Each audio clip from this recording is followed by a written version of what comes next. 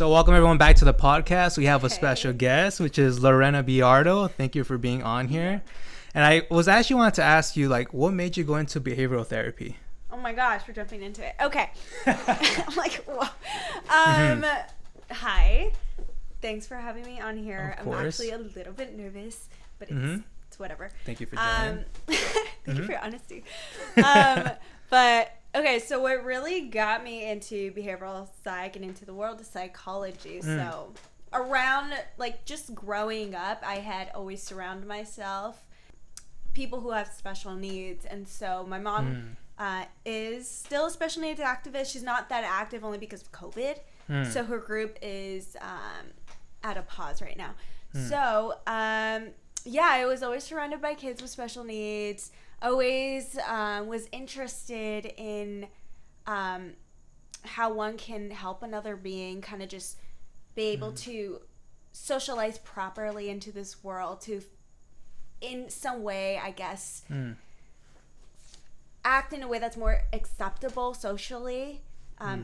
That made sense, but you know what I mean? Kind of just like be able to relate to another being. And so when I would watch like my mom and a bunch of all these other adults and parents who really just wanted to get involved with their kids and help them out, that was really inspiring because they truly made an impact in those lives and so on. And so I thought, okay, that's really cool. And then going into high school, so I didn't know it was called psychology. Like, I didn't know what psychology was.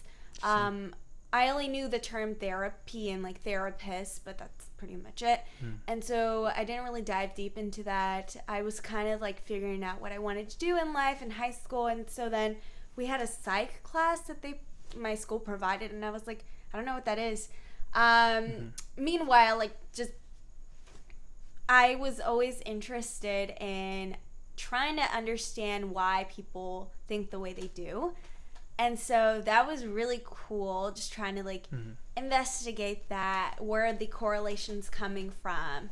And so then, yeah, I joined this class, and that's when I realized, oh, I like this. This is really cool. I mean, the class was fun. We did watch a lot of movies, which was really interesting.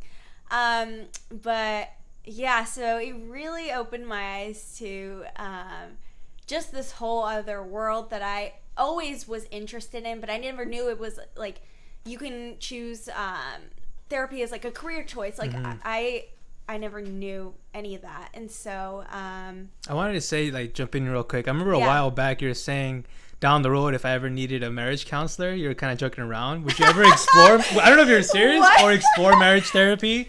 It was like yes. So throughout college, so initially I wanted to be a psychoanalysis therapist and help out those in the prison system. Oh, wow. Just help out those who really do need the help, who probably didn't have any resources, any support growing up, and as a result, thought the best way to cope with feelings was to commit crimes and just get involved with the wrong crowd, which is totally understandable given some of these some of those with certain backgrounds, especially broken homes and whatnot. And so then, so that was cool. What really helped me out, dive even deeper into that kind of therapy, was I was also a criminal justice minor. Oh, okay. And so we would always, so my teacher would also obviously like educate us about the prison system and what goes on in the prison and about police work and whatnot. It was like we were like trained to be lawyers. Right. Didn't really sign up for that. I didn't know it was going to be about that. So it was really hard classes. But I really enjoyed it and really interesting. And so here's where things kind of shifted. Okay.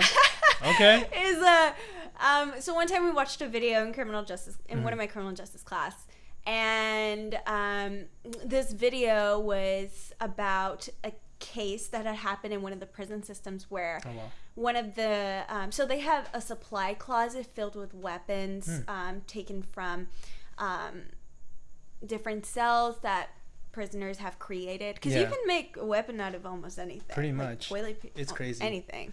And so then, and so then I was like, oh, okay, that's interesting. And then at one point they were mentioning, oh, by the way, like, we're looking for this one knife that's missing, and that's what this video was about. And I was like, cool, okay, that's serious, that's frightening. And all these police officers are going around this jail, trying to figure out, okay, where is this knife? They're going into cells, looking under beds, and I was like, okay, the suspense. I was like, the anxiety, and so that's crazy. Yeah, and I was like, okay, cool. So that would be my environment in a way. And then that's when I realized, okay, maybe that's not the route I should be in. I could be tough at times, but then I realized, for me, maybe that wouldn't be the best career choice. And so I was like so lost. This is third year of college. That's crazy. Yeah, and so I'm like, but I wanted to say that it's good that you actually thought about like the environment, because some people like, say you commit and you go, like after like a period of time of working there, you're gonna feel like you're gonna come home with a lot of, like you said, you had anxiety because you're missing a knife, but you made the choice and you thought about it more. So I'd rather have you make the change on your third year than commit to once you graduated. Oh my gosh. So I'm glad that you thought it through. Yeah, I think I had to really admit to myself, okay, maybe this isn't the path. Yes, you've been studying for 3 years, criminal justice. Yeah. And that was hard to admit, because it's like I'm paying out of pocket, and to completely take a whole 360 on my career choice, that's so hard. I know for some people it could be easy to just jump from one major to another, but I don't know, like it was really hard. It's that restart, the fact that you put the time in and then you have to switch it. It was so much work. Like there was times I had to stay up till like 5 a.m.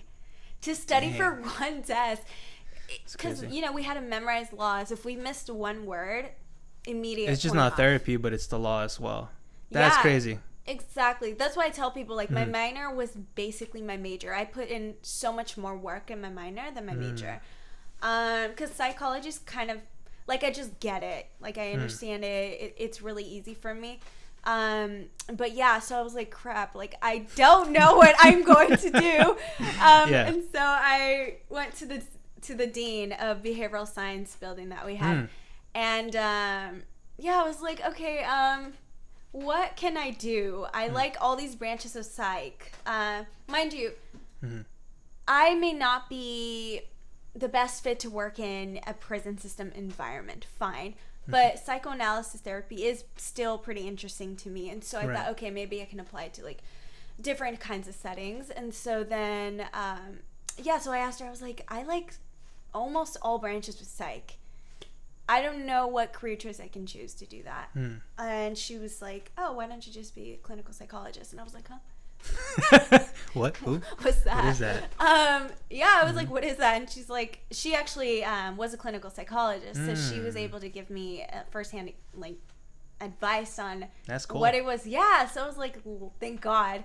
And so she explained to me how really all branches you're able to work within each of them. And so I was like, okay, gonna do that. And been applying to grad school recently. And are you going to continue in that same field with behavioral therapy, or are you going to try to expand to something different in grad school? Well, okay, so clinical psychology, it's I'm diving deep into therapy, and of course, like, behavioral does have to. It's one component of that. Oh, okay, gotcha. Basically the whole thing, but so it's behavioral therapy. And I was gonna say, if I could stop you for a little bit, what tips would you give someone that is trying to determine their major in college right now? What tips? Determine my... Okay, here's the thing. First off, you have to consider, money. Yep, I know that's really important. True. So let's say if you're gonna try to start or let's say if you want to go into like university, and you have zero clue what you want to do, fine, But if you're paying out of pocket, even if FAFSA covers some of the tuition and yet it's still really expensive and you have to pay for it, maybe consider going into community college. Because then classes are cheaper. True. You can really poke your head in so many classes and yet spend little money compared to how much you would spend at a university. That's true. Yeah, honestly, if I were to go back in time, I would want to go to community college first so then I could finish all of my GEs there and then transfer to a university and start and begin, figuring out what you the classes that are based on my major. You're right, because you are saving money. You're actually like picking out the classes you want and you're knocking out the GEs, because it doesn't make sense to be paying that full tuition for basic GEs in a 4-year. So you are saving money like you're saying. Yeah. But even for you kind of figured out what you want to do towards your 3rd year, which I'm sure you had to knock out a few of the classes that you wanted to do. But I would say, what experience did you get from like working in behavioral therapy? The experience? I mean, that's a very general question. Very big question. Yeah, that is. How about what would be the hardest thing in behavioral therapy that you had to deal with? So I think it varies on everyone because everyone has different kind of challenges. For me, I know when I did I used to be an ABA therapist, so yeah, and that was like post-COVID. Definitely, it was learning how to be more patient with those who just process things a little bit slower than you. And so, yeah, just taking the time to remind yourself, sometimes it takes a little bit more time for some people to learn, and that's okay, but you need to be patient. And so, yes, I had to learn a lot about patience. I'm still growing in that, for sure. I know that's one thing I could struggle with, for sure, especially with the job I have right now as a receptionist. So, yes, so please, everyone, respect receptionists because we take a lot from people, and it's really stressful. It's like the work's already stressful enough. Right. Please don't add more to it. Like, don't make it harder. We don't need that. How do you manage it? Like, do you just tell yourself, let it go, or like just swallow your pride? Oh no, It's tough. Trust me, there's some people you want to choke. If I'm gonna be honest, there's times where I've had to really like on the phone.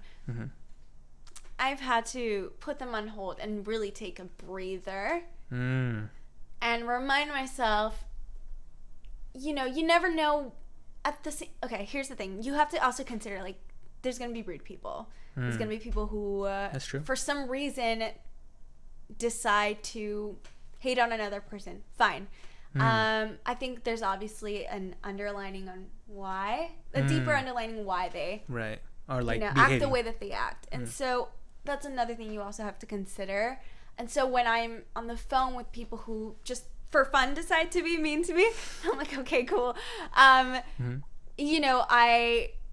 have to rethink the way that I could react, which may not be so nice, and I can be on I can choose to be on the same level as they are, but where's the benefit in that?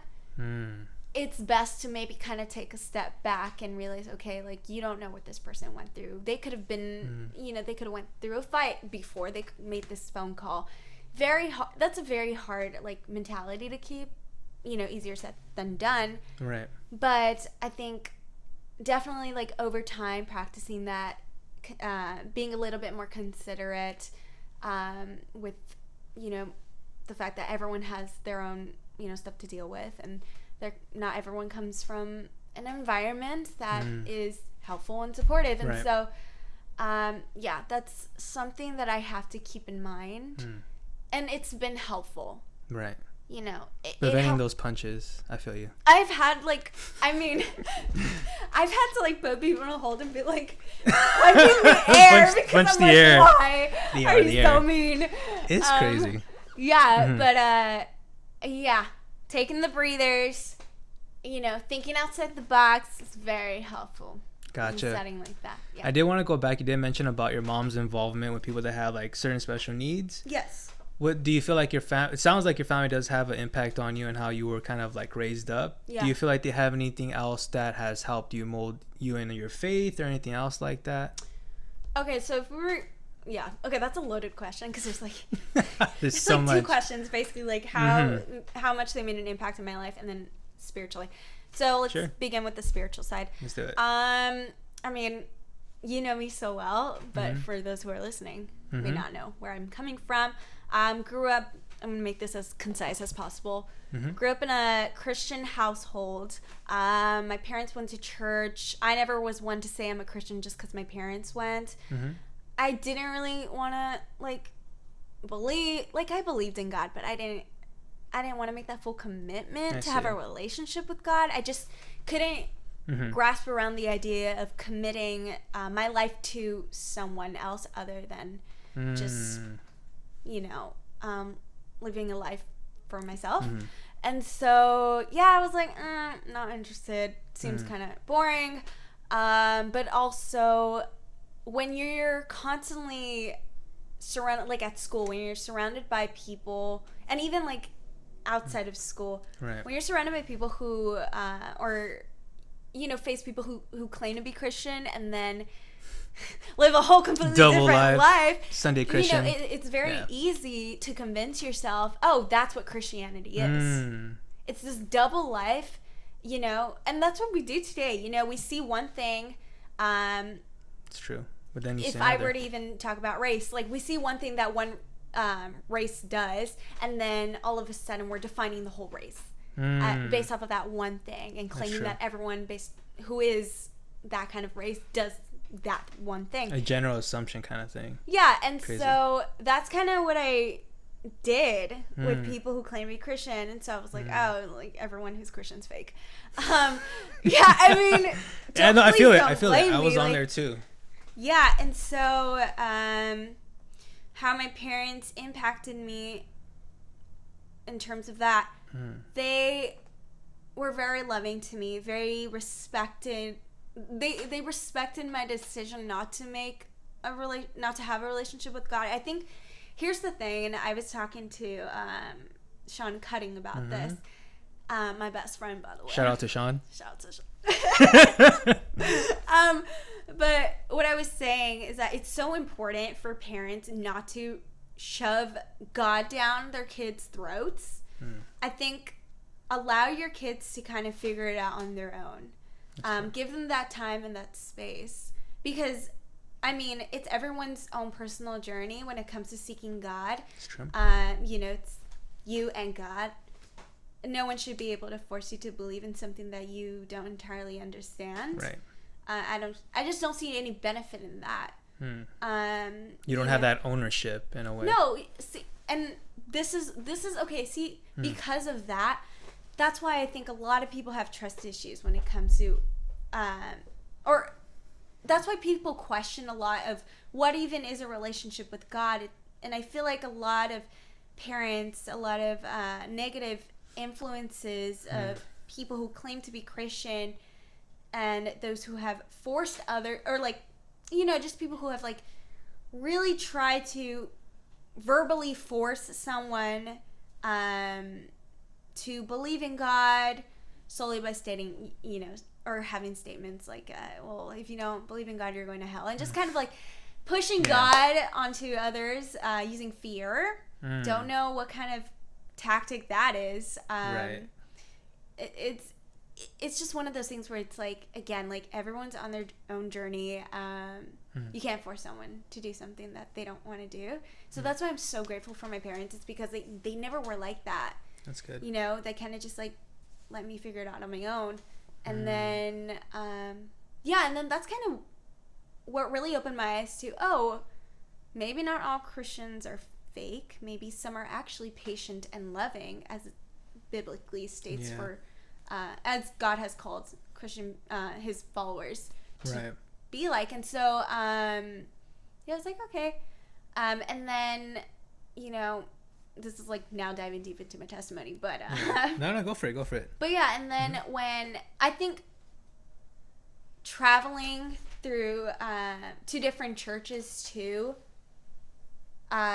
where people there were also having that same mentality of doing or saying one thing, saying that they follow God, and then acting completely different outside. That was not helpful. Here's the thing when people believe in God, and when people have that relationship with God, they have to realize that others are watching. You have to. I thought of that scripture. Savior hearers, watch your life and doctrine closely. Exactly. Yes. Yeah, because you never know, based off of your behavior, how much you can really harm a person. That's true. And so, yeah. So that wasn't helpful. And then when I was introduced to, my parents started coming out to Lifeway, that's when I realized, not everyone's fake. And this isn't just to advertise our church or whatever. Yeah.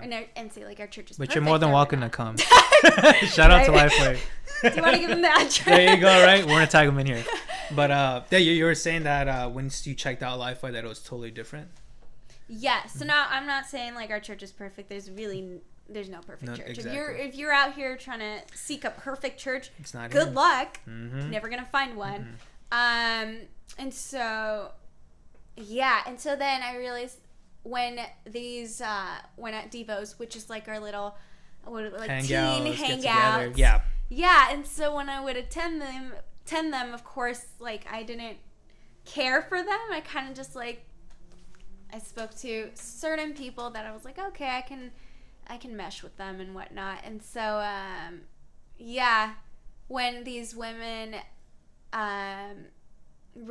when this certain group of women who really wanted to get to know me, and it wasn't one of those greetings that you would expect that some people might expect at church, this person is just being nice to me just so that I can come out to church. It was genuine, it was we're just saying hi. We just want to have a conversation because we want to get to know you. Right. And of course, I didn't take it like that because my guard was up over so many times of being disappointed. And people. You didn't want to repeat. Yeah. Yeah, I was of course my guard's gonna be up. Yeah. I don't. And so so then when I realized, they actually are Christian. They actually do what. Genuine. They're actually commit to what the Bible says. I was okay, this is new. Of course, it took some time to finally study the Bible, and then being baptized. That took time because this is years of just so much damage from previous churches that I've built up, and it took time for my wall to come down and to be open. And what time did you come around? How old were you when you came around to Lifeway? So I was 6. Okay, when I was coming out to Lifeway, so this is when I was 9. Oh wow. Was I? I know it was younger. I couldn't tell you exactly what age. 9 or 10, right? Yeah, okay. But then of course, when I became, a teenager, I kind of wanted to venture on my own and see, makes sense. What is church? I wanted to experiment different churches, so I tried out a Catholic church, and different kind of churches. And so, what I can say is not just I'm not trying to bag on churches or whatnot, but I'm just saying our church was the only one that I realized. I think that sounds like a bag, but if I could say, is you've been through a lot of experience with different churches, and you saw this one was the most you could feel confident to build your faith and have the right support group. Because that's how I would see it, the way you're kind of wording it. We're not the absolute church, but we have the best support, because I'm sure there's other churches out there. But that's what you're meaning. Yeah, that's what you're meaning. Yeah, no doubt. I'm sure there are many other churches that really do live out the doctrine. I just didn't meet them before coming out to our church. Yeah. So, amen. But Yeah, that's a long answer. No, but that's kind of how my parents impacted me. It was a loaded question, but I love how you hit a lot of details, because I wanted to ask you, like, what tip would you give someone that is also searching for a church or maybe wanting to build their faith? What tips would you give them to build their own faith and be separate from family or anything that might influence them that may not be family? Okay. Oof. This is a hard... Another loaded... Oh, okay. Yeah, this is kind of a loaded question. I'm going to try to answer as best as I can. Mm-hmm. It may sound a bit personal because I'm coming... Obviously, like, I'm coming from that. And many do. But what I can say based on my own experience is, if you even question about, okay, is there even a God?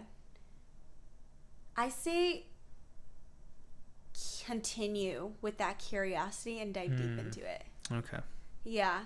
I mean, based on my own experience, of course, there was times when I was like, like, maybe he's not real.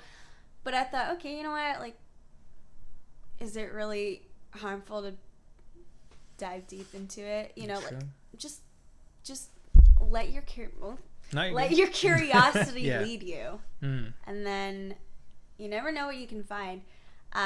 And yeah, that's kind of that would be my advice. Just be open. Yeah, that was really cool advice. I like it, and I also liked how you explored other churches. You're saying your teen years.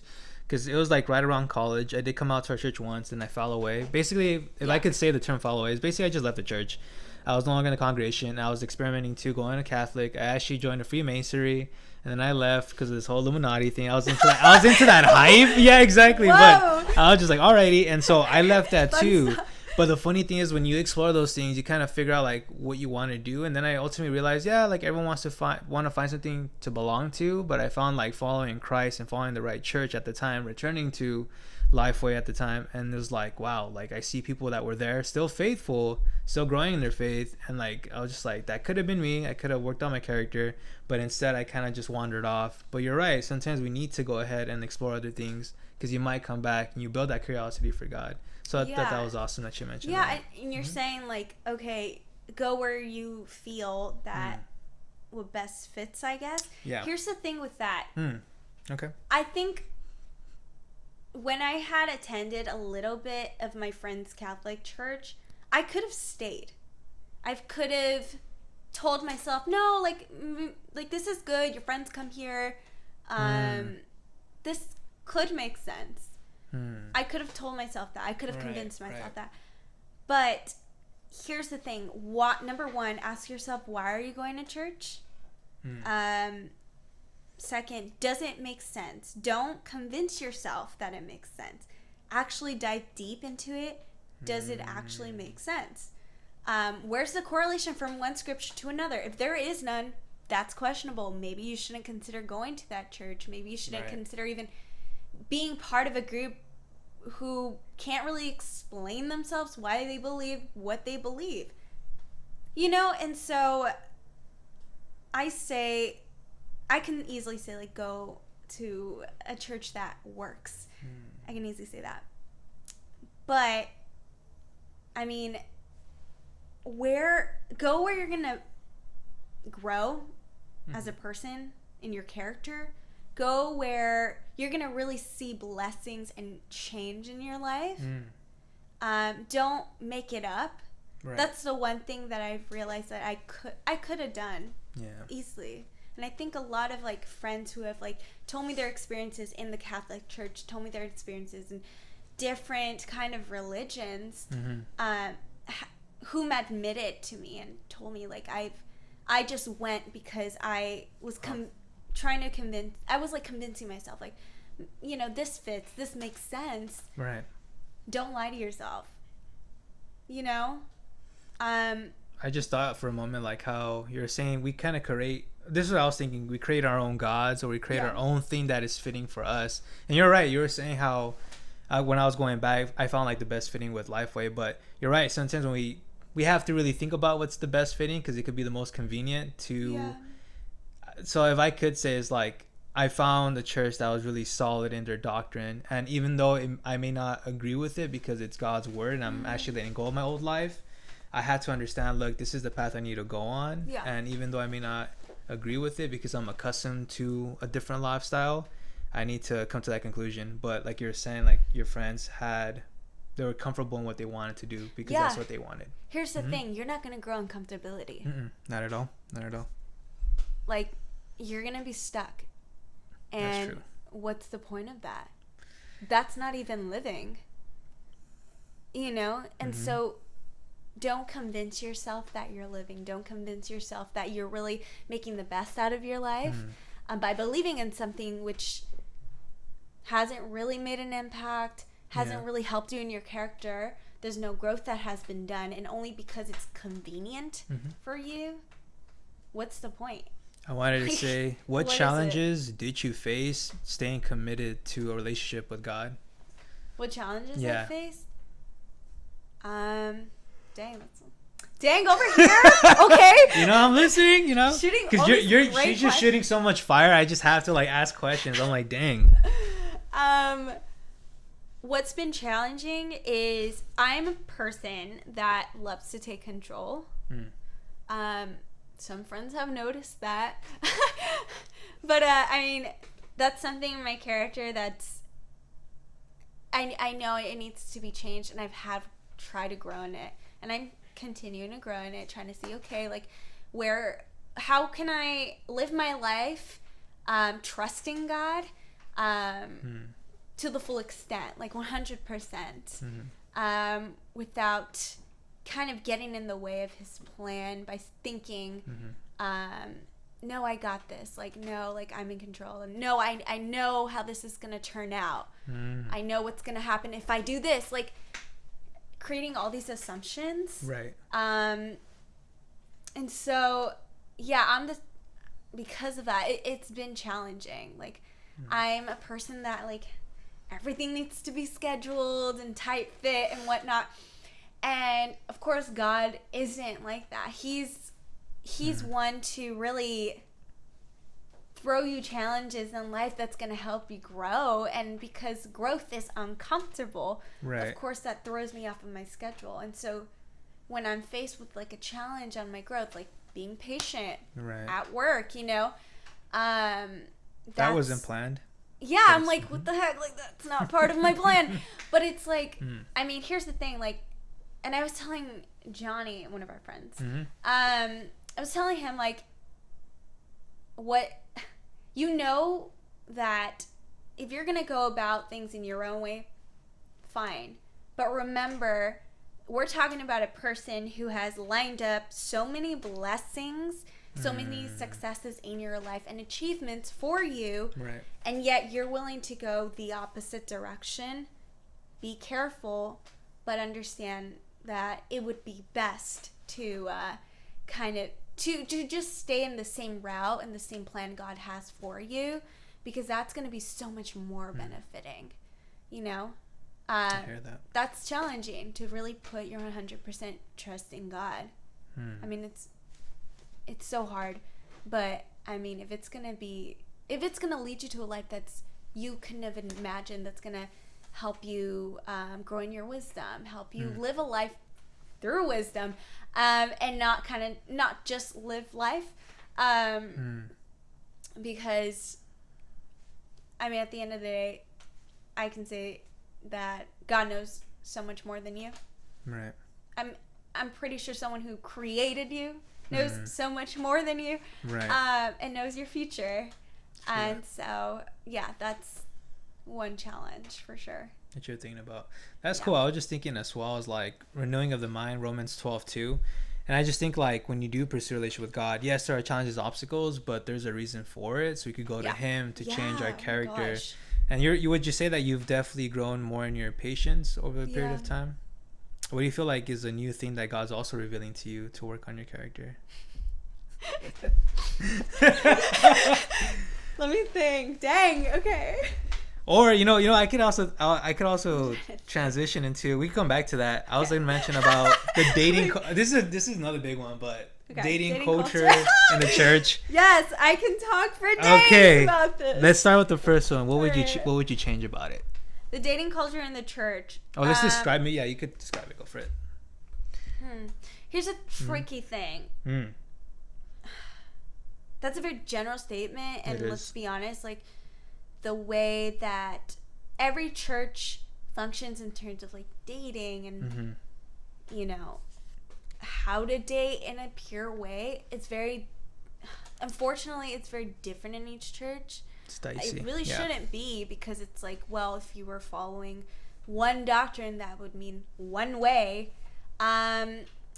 Days to take people out to encourage them, but we also know there's a bit of, I want to take them out because I also want to see, I'm interested, I want to see what's up with this person. Yeah. But there's also that point where it's like, okay, we have to go beyond, like, yes, build that friendship, but then you want to go beyond that. But sometimes we also got to be just really honest what we're doing and just remove the encouragement part, put the date. But that's just me. No. Honestly, like, I totally agree. I think, like, if, like, okay, you know, we're adults. You know, I think, look, if you want to take someone on a date, just take them on a date. Sure. You don't have to really code it with this whole, like, you are encouraging them. Yeah. That's part of the date. That is a date. It's just encouragement. If you just want to be friends with someone, I just stick to a hangout. Yeah. You know, and if you like someone so much more than just a friend, once again, dating is very helpful to get to know someone That's true. A little bit more seriously, more than a friend. And so, yeah, to me, like, if someone were to just come up to me and ask me on a date, I mean, I wouldn't say otherwise. You know, it takes a lot for someone to ask another person on a date. Okay. I was gonna add on to that. Me being an introvert, I was extremely shy having to ask a woman on a date. So you're right about that. Your future boo. Yeah, imagine you did say that. Like, say you told me no, Lorena, I was just like, oh, that hurt. Why would I ever do that again? That's what's going in the back of a guy's mind who doesn't do it that often. Yeah. Or who is transitioning from being in the world into the church and trying to encourage people or take them on dates, whatever. They're not used to that because there's a very different format, I would say. But you're right. There's like it's almost like a fine line. It honestly just all comes down to honesty. Yeah. I think it comes down to, you're an adult. Yeah. If you want to take someone on a date, take them on a date. If they're not interested, they should be able to let you know instead of leading you on. That's just, number one, that's mature. Number two, that's what being a true friend is. You know, being honest, being truthful, even if it hurts. That's a true friend. Yeah, that's why. Yeah, exactly. Like, it would be so much more hurtful to realize, oh, this person has zero interest in me and we're on this date, and now I know this isn't even gonna go anywhere. You know, like a different label. Because I could see that, because there is this, well, I would say for either side, like, say one party, the woman or the guy, has an interest in the person that took them out, but that person's intention just to be, like, just, I guess, encourage them, but there's nothing deeper beyond that. The other person could feel like, dang, what is it, you know? I think, exactly. So I think just being a little bit more vocal, again, easy said than done, but it's helpful. People can't read each other's minds. Exactly. Just saying, FYI. True. So I think, just owning up to what you have to say, it's really going to be helpful for not only you, but for the other person, so that they're able to know where your feelings are for them and your stance. And if they feel the same, hey, you know, if they don't, they should be able to let you know. That's true. You know, and so, again, easy said than done, but it's the best way to avoid leading someone on. And I just think of, is it Proverbs 23 where it says your heart is a spring, I want to say springfield for some reason, but it's like a spring, you want to guard your own heart. And so I'm just thinking, like, you don't want, like, it's funny how people use that scripture to either defend yourself, like guard your own heart, or guard someone else's heart. But then you think, like, isn't each person's accountable for their own? So I think in a way, you can add that too, but I mean, at the end of the day, I recall there's many scriptures about love your neighbor so much more, or putting your neighbor above yourself. Yep. Meaning, consider how I cannot brain fart for a moment. Consider them, you know. Consider how you can hurt a person by not being honest. Consider that, you know, maybe if I said this one thing, it's gonna make things a lot more clear in the relationship. Right. That's encouragement, I would say. I don't think leading someone on is. I don't see the point in doing that. But I like the few things that you did mention. I feel like honesty was the biggest thing. And then you said maturity is just being an adult and just flat out, not being blunt, obviously, but just like letting them know before it continues to be something else. Yeah. But cool. So do you feel like that's something you would change or add on to the dating culture, is just ask people to be more honest? Yes. More honesty. If you just want to hang out with this person, like in a group, like what we do in encouragement dates, then just hang out. You don't have to call it a date. I think that's why it gets a little bit confusing. Like, wait, you're calling this a date, but you have no interest in me, I have no interest in you, so to hang out, let's just call it a hangout, you know? And so it's kind of like, just say what it is. You know, if you want to take me on a date because you want to get to know me so that maybe there's something there, then just call it a date, you know? You're on that.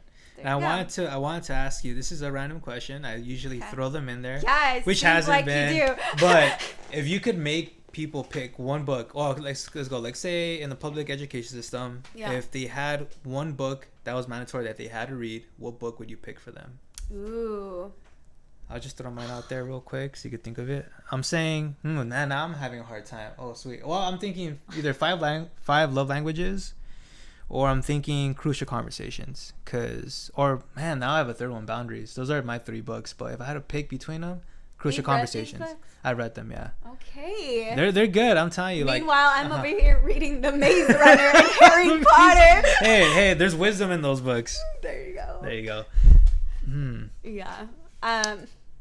Well, is this gonna make me sound childish now? No, you're good. Reading all these, keep it real. You're being yourself.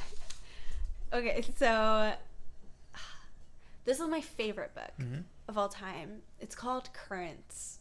I found it at a thrift store because, I'm sorry, but what is it? Barnes and Noble. Way too expensive. It's way too expensive. The clearance section is still too expensive. It's like $2 down. I'm like, great! What a steal that is. Man. And so I found this at a thrift shop, and I read it. Like, I couldn't stop reading it. Like, I never wanted to put it down. It was so good. And it's basically, so I love reading books that talk about division in the government. And so, division between classes, like obviously like high class, middle class, low class. And in this book, it talks about low class, which were considered the wets, and then high class, which were considered the dries. Yeah. Because there was a flood, and then the flood obviously hit those of low class, and they lost everything, and so there was that division, and a lot of so a lot of disaster had happened, and so trying to give like a little a small summary of the book. But basically, the president's daughter ended up going to a public school, which was a mix of wet and dries. No one knew she was the president's daughter. The president was blamed for these floods occurring. And so, and I guess he had, from what I remember, he had some control in the flooding. Okay. I think as president, like, you would plan ahead for like a flood or like a natural disaster to happen, and maybe help those who are at the bottom who are low class to get them to another location where they can continue living and whatnot. And so president's daughter, no one knew she was president. She attended this school, and of course she got bullied for being a dry. She got bullied from the wets from being a dry. And this book, mind you, there are some graphic scenes. Okay. Yeah, about the bullying, about her relationship with a dry, how that went about. Of course, there's intimate scenes and whatnot. So if you know, that's too much, you can skip over. I had to skip some because a lot of it was like, okay, this is a lot. That's too much, yeah. And so yeah, I had to skip some good paragraphs. A few chapters, not. No, right? At that point, I'd be like, all right, this is the whole book. But yeah, so it's really interesting how they ended up falling in love. I'm a sucker for like romance books. I think it's cute, it's interesting. And so then there was that, and then the guy she ended up being with, the dry, had a brother who was really this rebellious guy who was so against the government and against the president. His name was President Bradshaw. And so when he found out that the girlfriend was the president's daughter, I'm like giving the whole book away, but go read it. But yeah, I mean, I don't want to spoil so much. That was a huge spoiler. Okay, at the end, let's just say they were able to stay together. The whole thing got resolved. She was exposed to how just how the government was I'm trying not to spoil it. Just how corrupt the government was. Okay. And so yeah, look into it. I don't think I sold it. But it's a good book. If I could think of it like just the book you're mentioning, it's interesting how there's like, I just think of it now, like the low class, the middle class, the rich class, and it's just interesting for people to acknowledge that and realize there's different classes, even society, if you had to make a book mandatory. But also I could see a lot of empathy behind it, because it's just like, you need to see that there's people also that are suffering, and then there's all these things like you mentioned, the president, but then there's also the love twist behind it. So I think that would be a great book to also catch your interest. Yeah. But I wanted to ask you, here's the thing. Okay. Sorry. No, go for it. Here's the thing with books in school. The ones that I read, somewhat entertaining, but they didn't make me feel like for someone who grew up didn't really like reading. Reading books about the most simple. I remember reading in school a book about a woman who, it was supposed to be creepy, and a woman whose wallpaper kept changing, and I was like, okay, cool. This isn't really encouraging me to read books. Like, I need something a little bit more entertaining. And yeah, maybe like there could be like the moral of the story, learning to respect others who are in different classes than you are. Bullying is not okay. So like, right. You know, I think students need to be introduced to books that they would actually find enjoyment in. That would kind of spark an interest in reading books, that there are so many different kinds other than the ones we read at school, because we're already reading government books. Like, we're already social studies, we're reading social study books, we're reading science books, math books, and English is supposed to be fun. You know, this is a language that we speak, that we're supposed to be speaking every day to communicate with others. The main language here in California. You know, so let's make it a lot more fun. I think the more fun you make it, the more we're able to really remember certain vocabulary and just learn a lot. Very cool. Thank you for sharing that. And I know that 2020 has been such a crazy year for a lot of people. What do you feel like COVID-19 has taught you so far? That eyebrow raise. COVID-19, nah. It's taught me, I never knew. I think, with COVID, my experience, yes, I was surrounded by my family, but I really enjoy a lot of company. I really enjoy company from friends. That I think friends really bring out so much out of me. You know, and I love hanging out with people. And so when you're at a point when you don't have access to that, you know, and you kind of isolated from everyone else, right, you get thinking, and you get to thinking about okay, what is my life and who I am as a person. That's kind of how my experience was. I never realized how insecure I was as a person. I never realized how often I thought less of myself. And I cope with humor. But I had to really dive deep into that, like why I do that.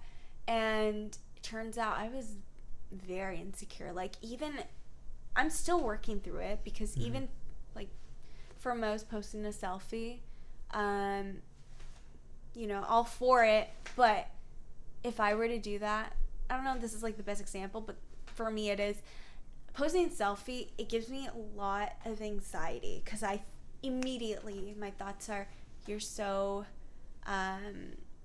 you're not good enough for that, you're not gonna get this much likes, and then there's that, like, why do the likes matter so much?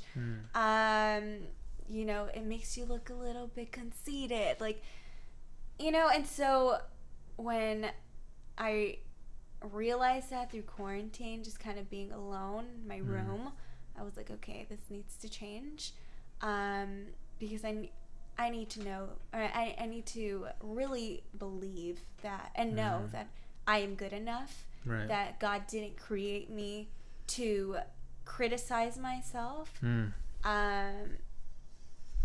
know, and to mask on this facade that, oh, everything's all good, and, you know, I am confident, and when it really wasn't. So yeah, that's definitely something I learned, just how insecure I was. Wow. That's crazy. I feel like everyone had their own experience during COVID-19. Once the world started slowing down, people started reflecting more inwardly. So thank you for sharing that. You know, it's crazy how much of an impact, well, you know, for everyone in social media, I totally get you. Some people want the likes. And I remember I used to be on that too, looking for likes, because I guess there's that validation you're seeking. For Which myself, I'm being real, and I was just like, why am I looking for approval from people? The only ones I should be looking at are the ones that are really close to me, my inner circle, and everyone else. They know you the best. Exactly, and they're gonna be there for you in the end. Yeah. But, you know, thank you for sharing that. I do have one more question. All right. If you could have anything written on your tombstone, what would it be and why? There's a quote. If I could remember. Dang, I don't want to be like so cliche. Like, live life to the fullest. Love others. That's it. Simple. Speaks for itself. Sweet. That's it. I think when I realize just how much your life can change when you just have a loving heart towards others, even for those who may not have it back, you know, who may not reciprocate the same feelings, but it really goes a long way. You really make an impact in people, even if they don't verbally state, like, oh, you made an impact in me. You're constantly listening to me. You're loving me all the time, even when I don't deserve it. It really, like, man, you can be a role model to people. And, of course, it shouldn't be one of those, like, give to gain something. But see, that's the thing. That's what love is. Love is giving. Love is putting others above yourself. No strings attached.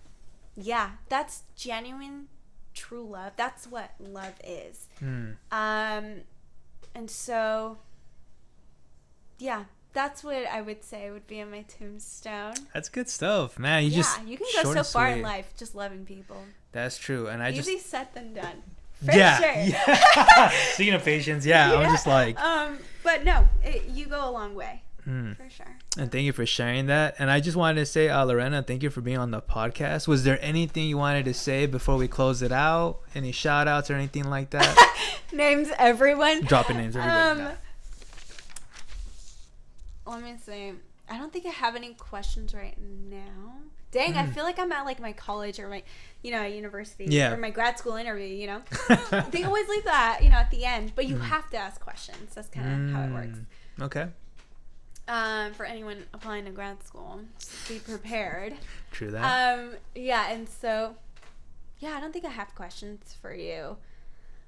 All I can say is I'm glad you have this podcast, and you're giving people a voice who, you know, people just want to be heard, and people have opinions that need to be stated, especially when it comes to church culture.